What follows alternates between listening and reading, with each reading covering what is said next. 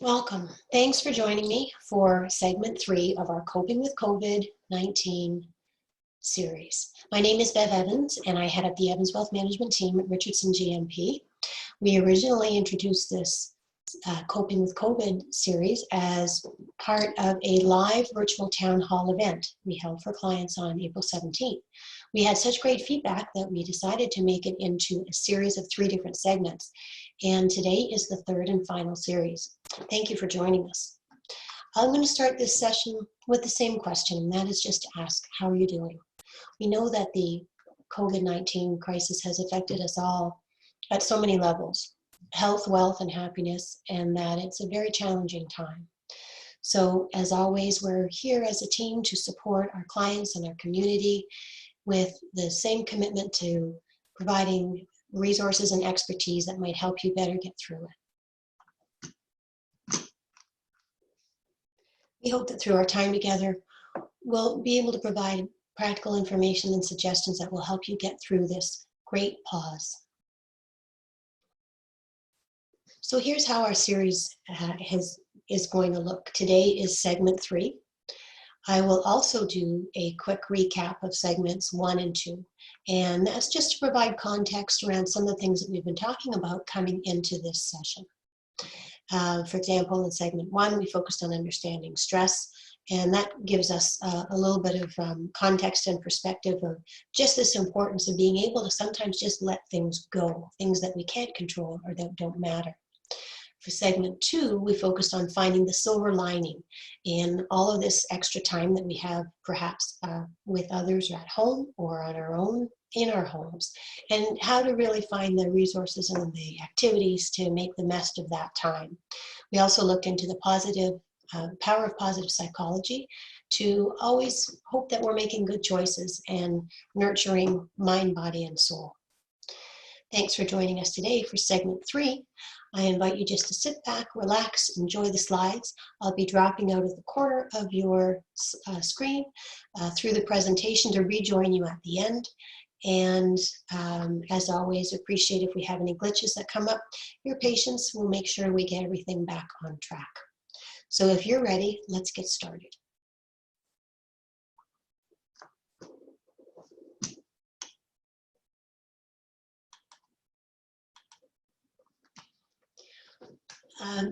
By way of quick introduction, the foundation of our relationships with our clients is something we call LifeWealth, and that's something they've come to count on. And it's always been consistent to mean bringing the resources, the contacts, and the expertise to help our clients make informed decisions with confidence when facing some of life's most challenging transitions. Some of these transitions will happen to some of us. Maybe you've been through some of them yourself, but no one certainly could have expected that we would all be going through such a massive transition together.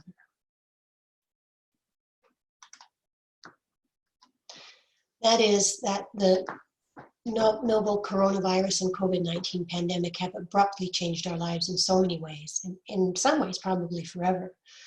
There's not only the immediate impact of some of these experiences that we are all very familiar with now, but there's also changes to the economy, our healthcare system, the way we interact socially, and of course for many people who are being affected directly, we know that things will never be the same, and that's frightening.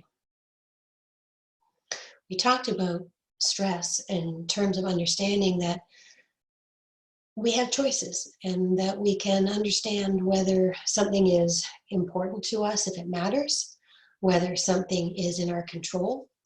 And I sort of describe this as a peach between matter and control. But we also have the choice to avoid everything else. And that is to make a conscious decision that if something is out of our control, doesn't really matter, that we avoid it and we just give ourselves permission to let it go.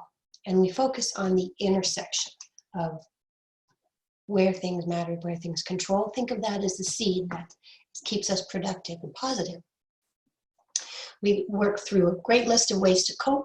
These can apply in any type of uncertainty, and they focus on even just the simple things like the importance of keeping a routine. We also went through in segment 2, continuing to explore and find the silver lining, making the best of all this kind of groundhog day of time that we have at home. We also explored the power of positive psychology and some of the tools that can help nurture us so that you keep your glass half full or all the way full. We also highlighted that part of coping is humor and enjoying humor and celebration, that it's okay. And actually, it's more than okay. It's really important for us to spread the joy and keep each other having a good laugh from time to time. We closed segment 2 by asking the question, who do you want to be during COVID-19? Recognizing that we have the choice and the opportunity to come through this pandemic as a kinder, more tolerant, more generous person, if we stay in the right zones. Please go back and check out segments 2 and 3 if you already haven't yet had a chance. They're about 15 minutes long. Segment 2 is just a little bit longer, and they're really part of this coping journey that we're on together. Today, we're talking about working from home in segment 3. And what does that really mean? Through this COVID-19 crisis, we are all in stay-at-home mode. And this has presented a whole new set of stresses and challenges for people who are working from their home. For them, as employers, as employees, along with their families, their kids, and yes, even their pets. I can't think of a business interaction that I've had on the phone these days that, checking into something or maybe ordering something that didn't start with a question like, where are you at? Maybe it's a candle manufacturer in Guelph, or maybe it's a little repair part for a washing machine coming from Tupelo, Mississippi. But the answer always comes back, well, I'm in my house working from home. My husband actually casually thanked someone for assistance via email and just said, thanks for your help. How are you doing? Got back a very detailed note about the challenges this person had with their 2 kids, struggling through the schooling at home, missing their friends, trials on getting the grocery store. It was such a nice and a genuine note, and it really brought home the fact that the world has become smaller through this on many levels. So I really like that this lady, Lauren, said in her email, the silver lining for me has been spending quality time with my kids, especially since my son is a high school senior and will be leaving for college at some point, hopefully in the fall. Also, we've connected with family members all around the world via Zoom. It's amazing that it's taken a pandemic for all of us to be able to come together and catch up. Really, really nice. And I hope that's an experience maybe that you've had as well. Everybody has really come together. I've been working from home since March 15th. So this is now week 7. And I remember one of the things that struck me first, especially, was how exhausted I would feel at the end of each day. I am no stranger to long hours, and I typically always worked from home one day of every week. But this was really a puzzle, and I learned that it turns out that there's some science to it. So let's check that out. I'm going to refer to an article from Forbes.com where they present a series of factors that go into this sense of exhaustion and struggle, and some of the fixes that can help not only you, but all those in your home that are also affected. So why is this so tiring? Working from home, all we do is sit around all day and talk on the phone or on a video. Well, number one is this isn't your choice. One of the fundamental elements of good mental health is that you have a sense of control, self-expression. Many of us sort of been sent home and no longer have the choice of where to work or how to work. This is what we're going to do. And it's frustrating and disorienting. The fix is to find other ways that you can infuse some choice into your day, whether it's choice of your lunch or choice of what projects you're working on, or maybe when you can plan an event or take a break. Give yourself choice. That will really help. Another reason it's so tiring is you now have to think about things that used to be automatic. These are points of friction in your day, whereas you used to go through your normal routine at your workplace. You now sort of have to think about where things are. You have to set up maybe a new system. Technology is not always seamless, so you might have had a big learning curve to get on track with certain systems you can use at home. So the fix for this is keep at it. Just be patient with yourself. And as with anything, the more you practice, the more automatic things will become, the less effort you'll need to put into them. Just be patient with yourself. Another thing you might be experiencing is missing people, because when we work together, whether it's informal kind of gatherings in the lunchroom or the water cooler, you get energy from others, and we're missing that. Your network is probably now very small. So it's really a type of grief and loss in a sense. The fix is to reach out and connect in other ways. Use some of the messaging services that are available either socially or at work. Maybe get together over lunch and have a quick, lunch visit together with some of your coworkers just to see some friendly faces. And we'll talk about how important that is. You might find yourself distracted, hard to focus, hard to keep concentrating. That is completely natural and completely normal. There's a lot of distractions working from home. We've got spouses, children, pets, delivery people, just not the way you normally would spend your day. So just give yourself the acceptance that distractions are going to be part of your day. Try to plan around that. Try to anticipate. Join your family for lunch. Try to make that part of your routine. Maybe step outside for a breath of fresh air or have a walk. Make that part of your routine. And instead of it being a distraction, make it part of your choices. We're also under a lot of pressure that we just didn't have before. In addition to our normal workplace pressures, we're doing a lot of other things in our day all together. That could be things like running the household. It could be things like helping your kids with schoolwork or coaching them through activities that they need to do, trying to keep them entertained. You've got laundry, you've got cooking, and housework. These are a lot of demands on your time over and above the normal work stress. So try to just stay positive, focus on the things that you're grateful for. This is gratitude, and we talked about that as one of the positive psychology essentials, is being grateful for what you do have and not being too stressed or too anxious about things that come along. We've got a huge flow of information. I certainly liken the first few weeks in our world as drinking from a fire hose, because there was so much information coming in and so much that we wanted to distill and share meaningfully with clients. Your company's still sending you emails. Everybody else is sending you emails about how they're coping with the pandemic and what measures they have in place. It's really a deluge of information. Just be prepared to filter it and try to prioritize. Yes, you're going to want to stay up to date, but be firm that you've got boundaries. Give yourself permission that you're not going to necessarily be able to follow up on every non-critical email. And this is something I've had to come to accept. You just can't necessarily get it all done at the same standard. It's okay. You're living a more intense life. Visually, even as far as your eyes, sitting there looking at a screen all day without very much variation. So it's intense psychologically and mentally. It's also intense on your vision. So try to find ways to take breaks. I certainly find a Fitbit is helpful because at 10 minutes to every hour tells you, hey, you need to get up and move around. You've been sitting for another hour. Try to give your vision a break and go outside or change your view so that you have a little bit of distance vision, and that'll give you a little bit of a break there too. We just mentioned it's sitting all day long, and sitting is the new smoking, as they say. It's not good for you. It's not good for your back, for your posture, and it's not good for you emotionally. So make sure you get up and move. When you're on the phone, do it from a standing position. It makes a difference in your voice. Take a break, get to the kitchen, have a glass of water, make sure you're hydrating. These are all things that we know we need to do, and now the kitchen is hopefully right next door instead of a long way away. So making the best of this and keeping moving in your day is something I think that we find really, really helpful.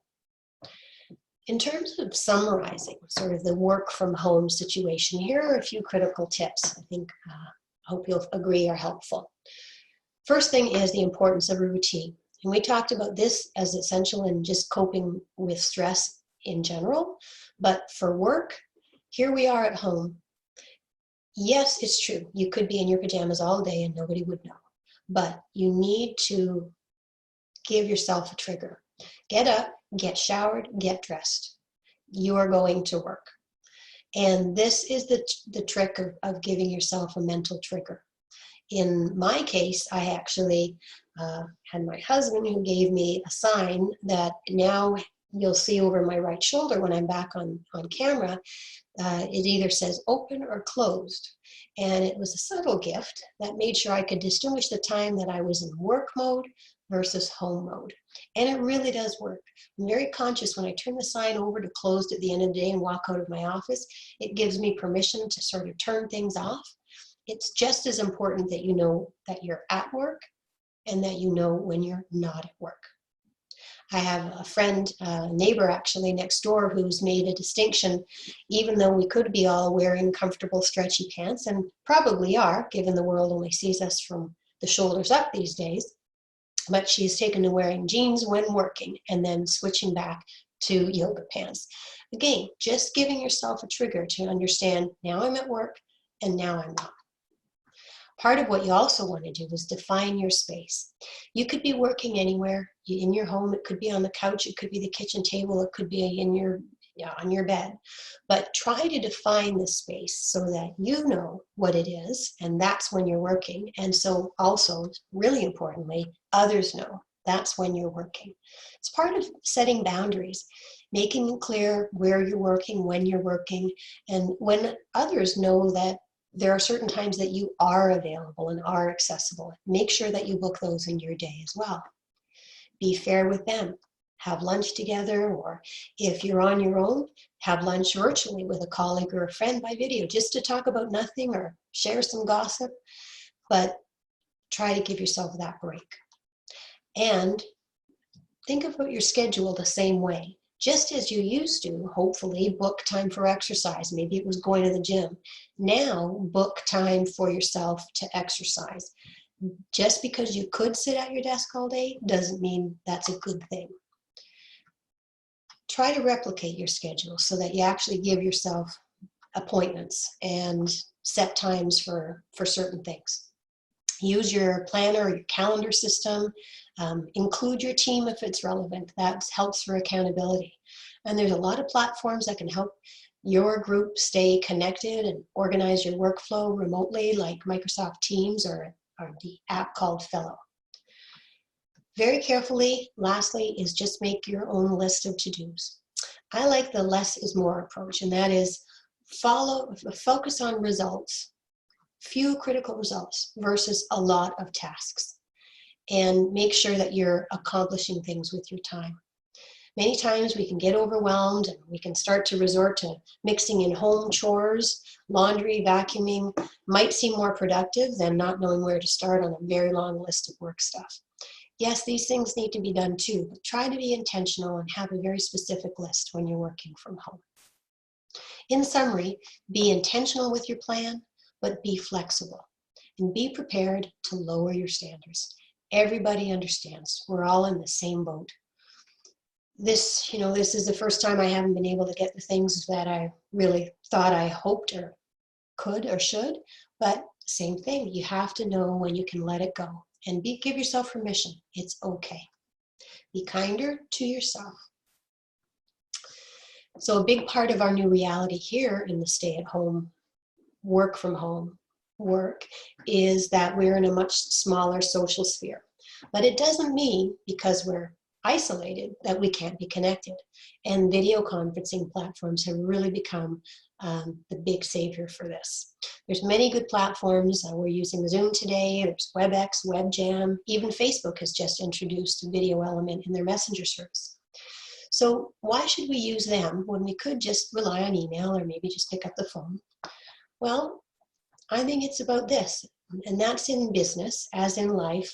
It's all about relationships, and relationships are built on trust, and trust comes from communication. If you break communication down, research shows that it depends to a great extent not just on what is being said or even the words, but on the non-verbal cues, how things are delivered. Non-verbally, almost 55% of communication comes from body language, and there's another 30% in tone of voice.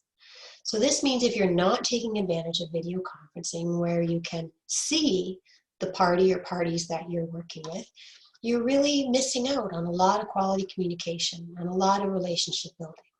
So now, and more than ever, we need to build on and strengthen our relationships. My team and I have a 10 a.m. daily check-in. We've been doing that since middle of March when we come home to work from home. Maybe you've had some cocktail hours with friends or visits with family on the social side.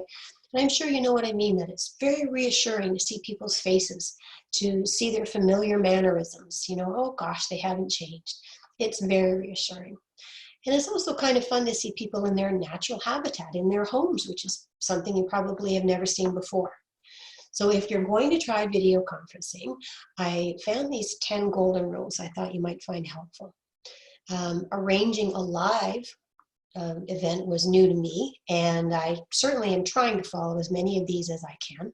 I can certainly vouch that they get easier with practice, but they are definitely more easily said than done. I'm also going to mention there should be a number 11, and that's make sure you know what's being seen on camera in terms of your background, because people are going to see your natural habitat, and you want to make sure that you've given the right message or have things neat and tidy, or you don't get anything too embarrassing other than maybe the family cat. So this brings us to the end of our Coping Through COVID-19 series, and I thought it might be fitting to share this image of the iconic Matterhorn Mountain in Zermatt, Switzerland, illuminated here by a Swiss light artist, aiming to send messages of hope, support, and solidarity as the world battles this virus. In our live version, we also had a town hall Q&A session with my very dear friend, nurse practitioner Nancy. It was very helpful because we know that providing access to experts in our network is something that clients take great comfort from, and it's a big part of our LifeWealth approach. In the days ahead, we hope that we're all going to learn the details of how things are now going to be unwound as we move into the next step of this pandemic. It introduces a whole new level of uncertainty. What will the new normal be like? Will we ever get there? What will we encounter on the way? So let hope be our guide, and to know we will get there, together, apart, and eventually, once again, all together. Hope will take us there. In the meantime, we hope that this 3-part series on coping through COVID-19 has been helpful for you, for bringing perspective, for practical and helpful insight and reassurance. Please be sure to view all 3 segments if you already haven't had a chance, and I do invite you to share them with people who are important to you. This is to be shared.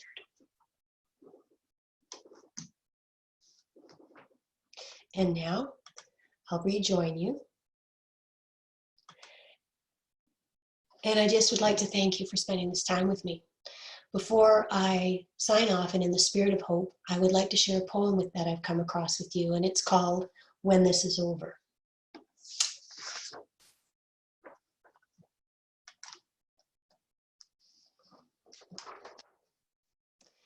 When this is over, may we never again take for granted a handshake with a stranger, full shelves at the store, conversations with neighbors, a crowded theater, Friday night out,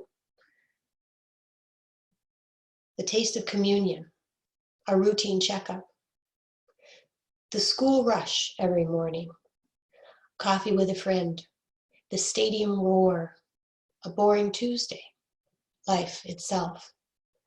When this ends, may we find that we have become more like the people that we were wanting to be, that we're meant to be, that we've hoped to be. And that way, better for each other because of the worst. This poem is by Laura Kelly Fanucci. So thank you for joining us. To our clients, please know that through this universal and very difficult transition of our lifetime, my team and I are here for you. And as always, we're committed to being a resource for you and your family. If you're not currently a client and you'd like to know about our LifeWealth approach, let's talk. We're fully functional during this work from home phase, And we are accepting right fit clients. We've got a great getting to know you process, and it'll help maybe see if there's ways that our LifeWealth approach could help you make a difference for you and your family. So please connect at our website, Your LifeWealth Plan, or give me a call. I'd love to hear from you. We could Zoom, we could talk. Let's be in touch. In the meantime, please stay healthy. Please stay home if you can. And let us know if there's anything we can help with. We're here, we care, and we're ready when you are.